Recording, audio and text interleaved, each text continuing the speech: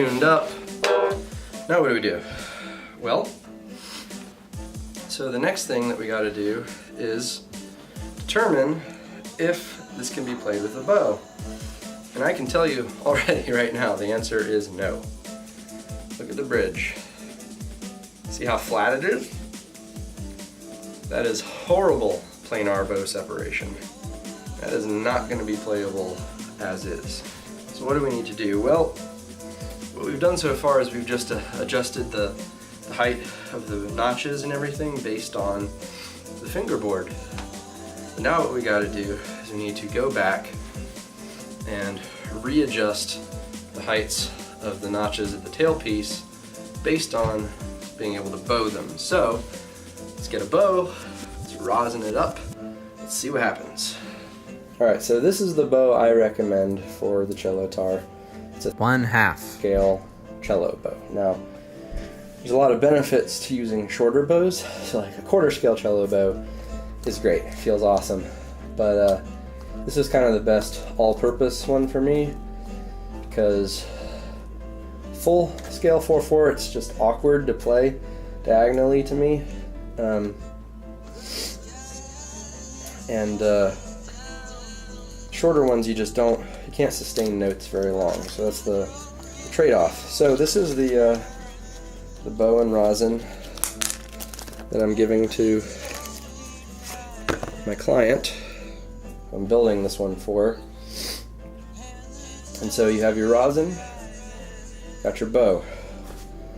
So this back here is what you use to tension and detension the bow. You unscrew it, lefty-loosey.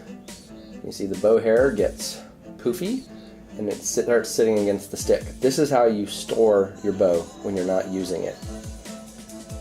Then you tighten, righty-tighty, and as you see the hairs get taut, come together, and lean away from the stick. So I've heard that you're supposed to have a pinky width between the hair and the stick. So this is playing position. And every time you're not using it, take the tension off before you put it away, or my ghost will visit you. So, rosin. When you first get rosin, you have to roughen it, or else it's not going to come off on the bow hair. So, sandpaper. Just need to sand the top a little bit to get it started. And once it has some texture from the sanding, it'll come off on the bow hair a lot easier.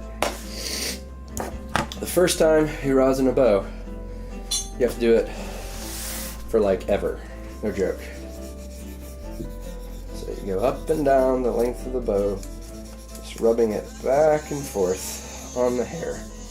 When you buy a bow, it does not come rosined. It comes completely virgin.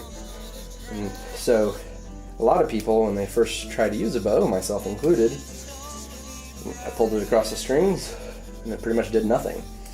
Just slid across and I was like, well, what the heck's going on? Well, this is what was going on. It didn't have rosin, and it was a brand new bow. So I'm not going to send my client a brand new bow. I'm going to send her one that is pre-rosined, like this. Probably this exact bow. So she doesn't have to deal with this. But how much rosin is enough rosin? How do you know when you need more? Blah, blah, blah. Lots of questions. Well, I'm sure there's stuff all over YouTube about that from string players. But long story short, if you stop hearing a nice clear tone, if your bow is slipping and sliding and stuff, then put more rosin on it.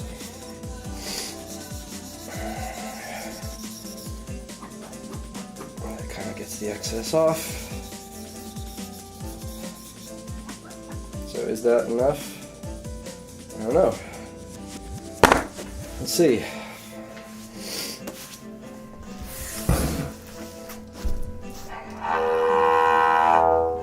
Well, it produces a tone, so that's a good first step. So yeah, I think that's good enough. Put the rosin back in its box. This is a cheap rosin, so there's bits of it going everywhere, but it works just as well. It's just tree amber, sticky. All it does is make your bow hair sticky. So, now, let's see what we got in terms of being able to play individual notes, or the planar string separation, as I would like to call it. So, going underhand, since this is more of a cello stance.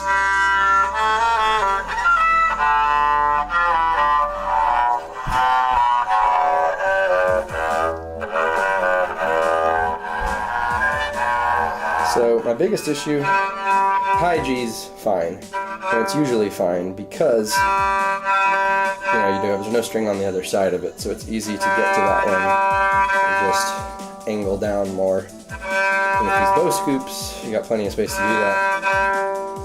But then go to the D, it's okay, but it's getting tight.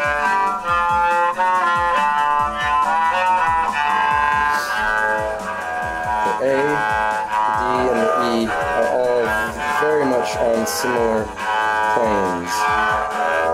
Now, you don't have to separate all of them, because the A and the D strings are the two middle ones, and because of the way planar separation works, if you have a two-string bowed instrument, you don't even need a curved bridge, because you can just angle down to the one, angle up to the other, and you have separation. So, two-string bowed instruments don't need a curved bridge, don't need all this complex baloney that we had to do to make this instrument work.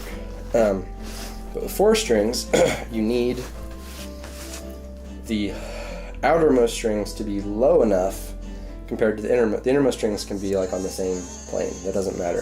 The outermost strings have to be lowered in order to give you a separation between outermost string, innermost of the two, other innermost of the two, and then outer. So you got to have separation for the angle that you bow those strings at, or else you're not going to be able to play individual notes, which of course you want to be able to do. So, biggest takeaway here, the low E string is way too high, and it's making it impossible to bow the two inner ones separately. So, let's deepen the low E strings, bridge notch, and then we'll see what happens from there. So I like to do these things one at a time and kind of undershoot if you can. It's a lot harder to put material back than it is to remove it, so measure twice, cut once kind of situation.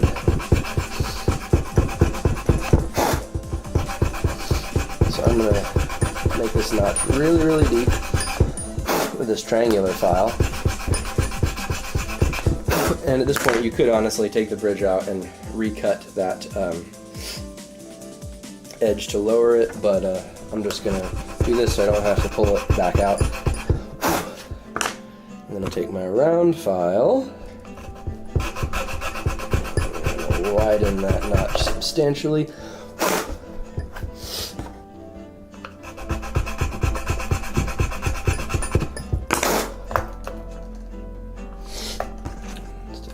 Looking deep enough, so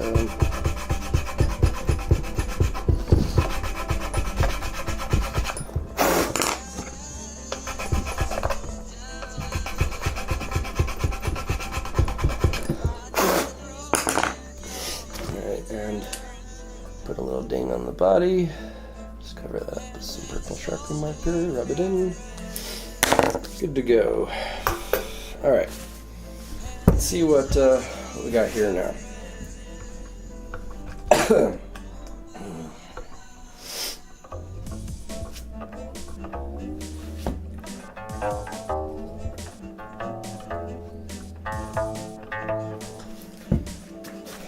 Okay, so is it better?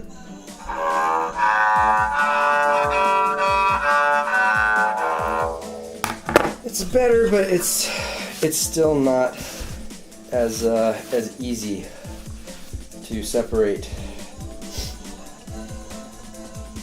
as I would like. So let's get a little more drastic here. What do I want to do?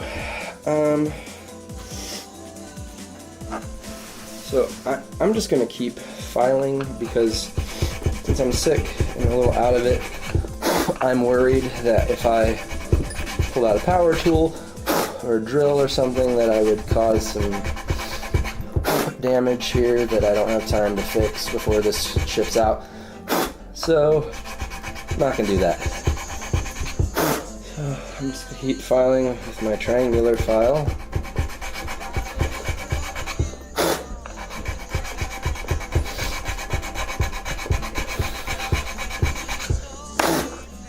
Widening with my round file.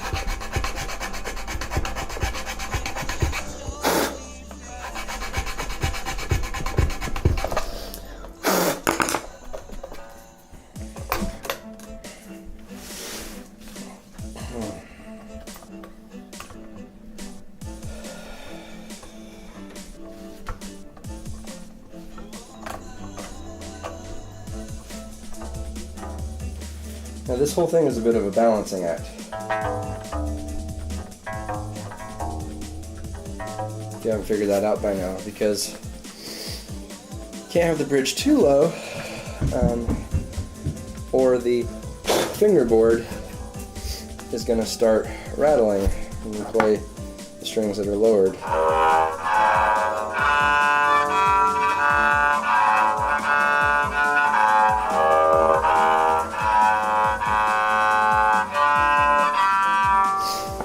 Better.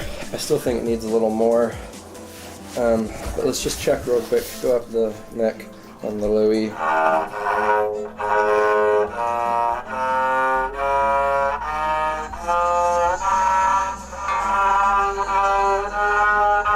mean, you're really not going to get into that territory usually, but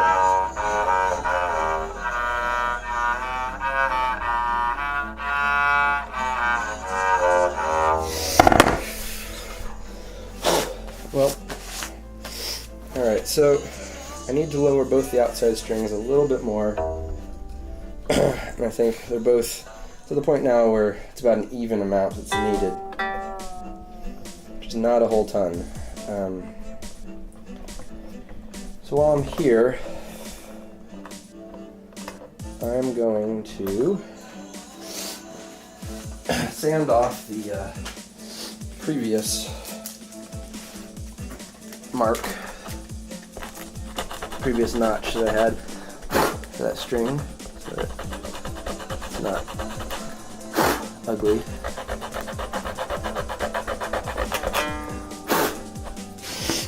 That didn't really work. Whatever, it was a nice idea. Okay, so I am going to carve a lower notch here where the string naturally rides.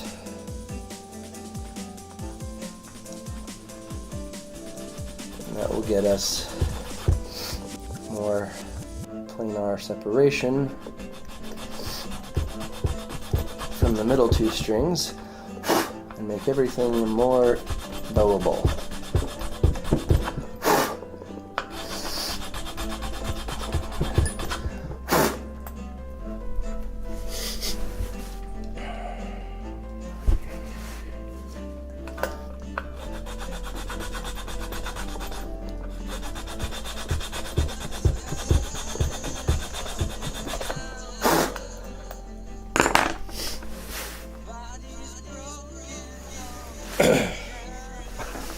Let's deepen the low E a little bit more.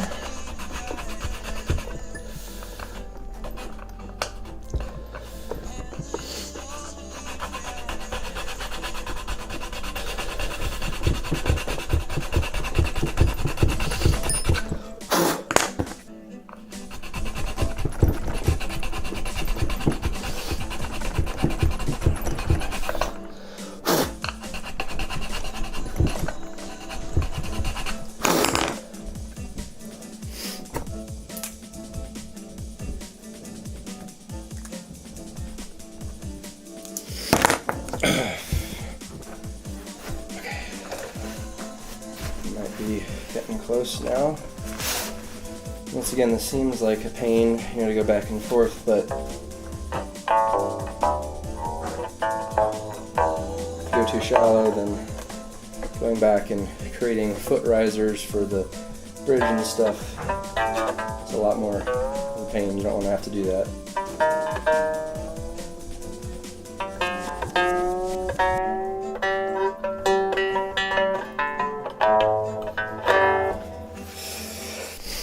Alright, so let's check out our angles again.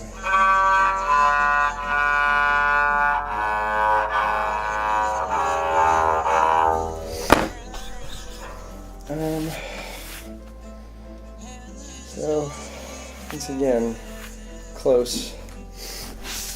I feel like it needs a little bit more to be as bowable as I'd like. Now, the ability to separate and play individual strings kind of comes with time and practice, but the thing is, I know that I'm better at it now than when I was a beginner, so it's safe to assume that if I have any trouble at all, a beginner is going to really struggle with it, so I'm trying to overshoot here.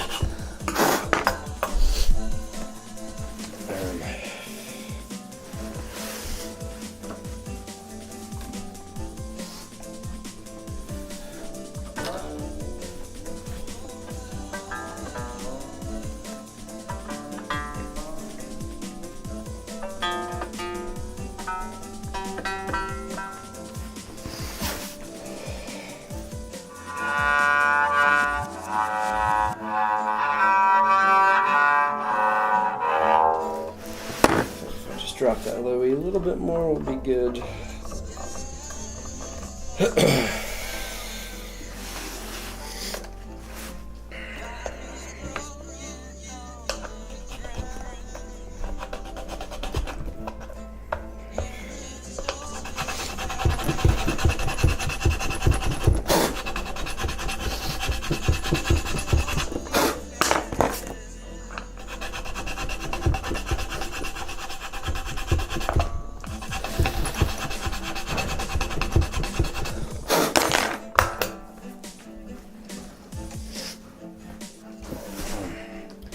Thing is, when you lower the low E, you actually have to lower it more for it to mean anything because of how thick the string is.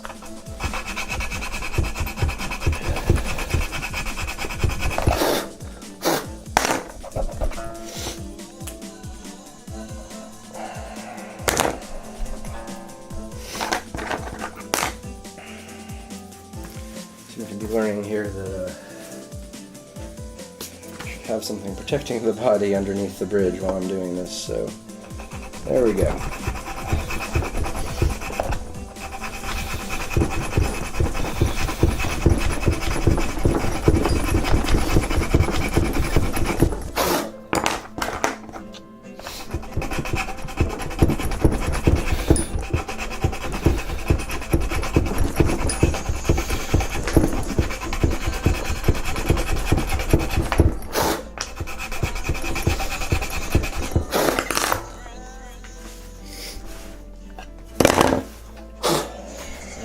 See what we got there.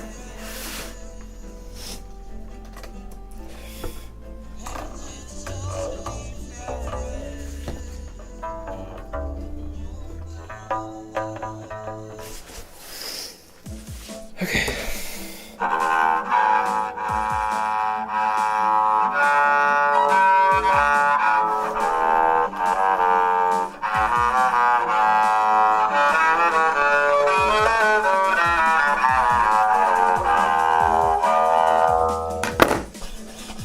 So notice that this sounds awful.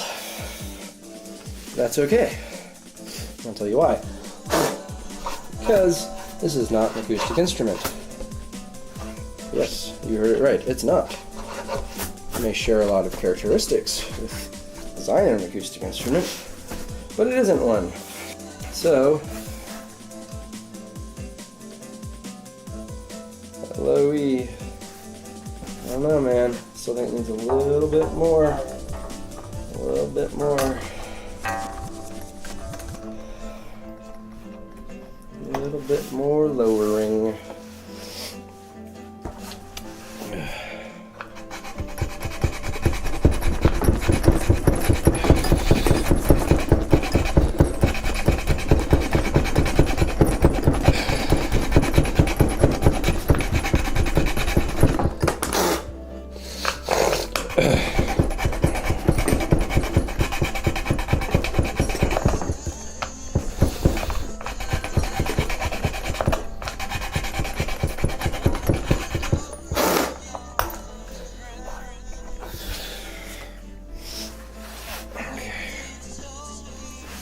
I didn't overshoot in my haste to get done there.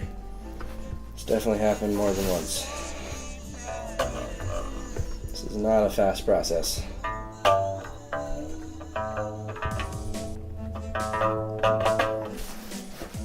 Okay, this angle is better for bowing.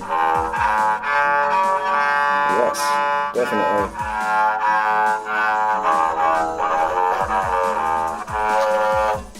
But, ooh. Yeah. Got some serious fret buzz happening there. So what do we do? Well, here's the thing. What we have done up until now is set the relative association of each of the strings' curvature on the bridge. So, now where we're at is, if we want, we need the bottom side to come up.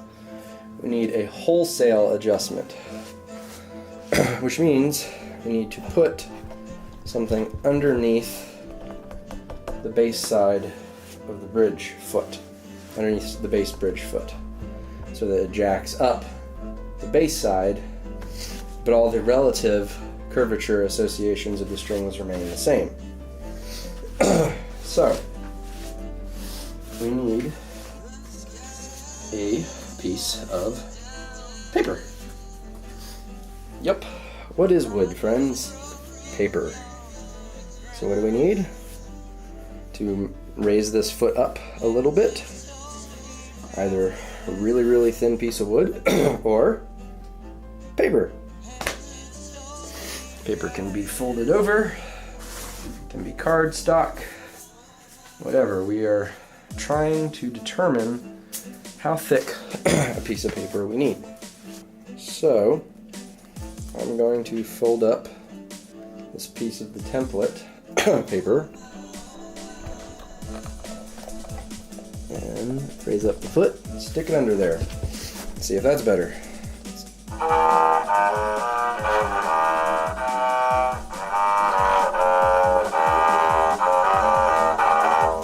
It's close. It's not quite enough. So we need quadruple fold. Is that going to give us what we need? 4 layers of paper.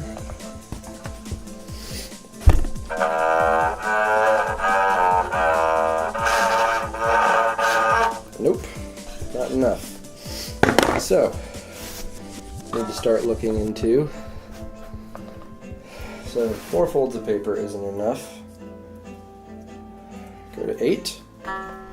If this isn't enough, I'm probably going to start looking into some woods.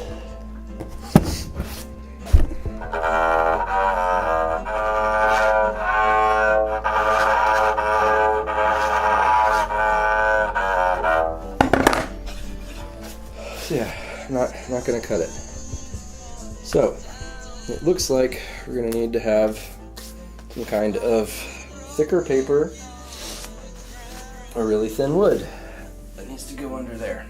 So fortunately, I have some woods laying around from cutting thin pieces of stuff off. The floor is practically littered with them, in fact. So we can put one of those puppies under there. Let's see what that does. Nope, that one ain't thick enough. Let's find another scrap.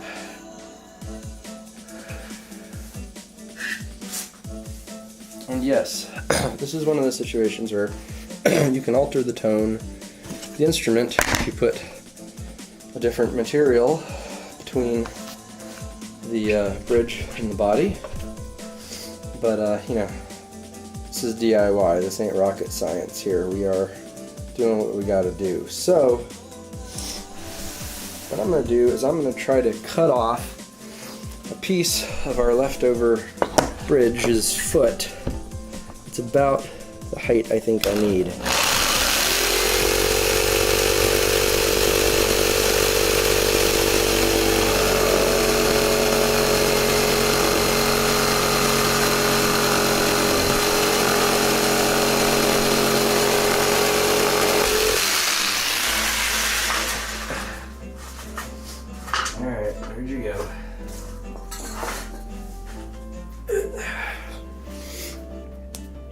so I think this is about the right thickness. And it's the same wood as the bridge, because it's off the bridge, so probably won't alter the tone very much.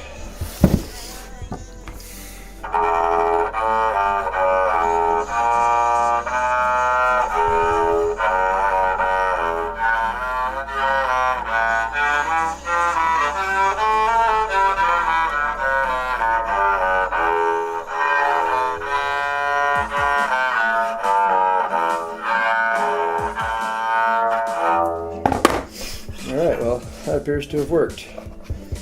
So now what we got to do is we need to cut this piece down so that it looks like it belongs under the bridge foot, and then we can glue it in place to the bridge. So it's too wide. There's my snippers. What would even be the right tool to use for this? I have no idea. Once again, I just wing all this stuff, and now you get to watch me wing it and probably say, that is the wrong way to do that, Jesse. Well, cool. So do it the right way then. But this is the way I do it. And if somebody has no idea how to do this, maybe the way I do it will be okay. If you know better, then do it a better way. Alright, so I need my super glue. Where is my super glue? This is an Incredibles reference, get that?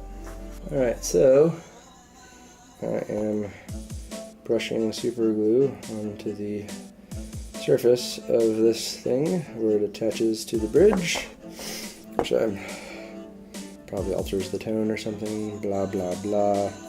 Somebody can get mad at me for that in the comments.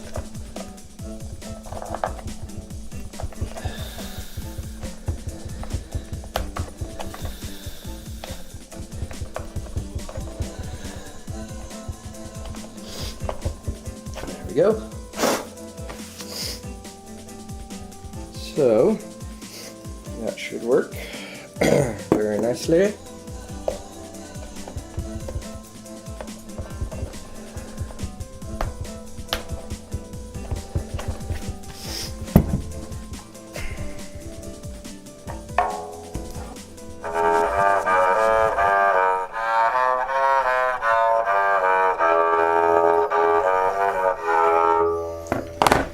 You couldn't see any of that, but I was playing, and it sounded good.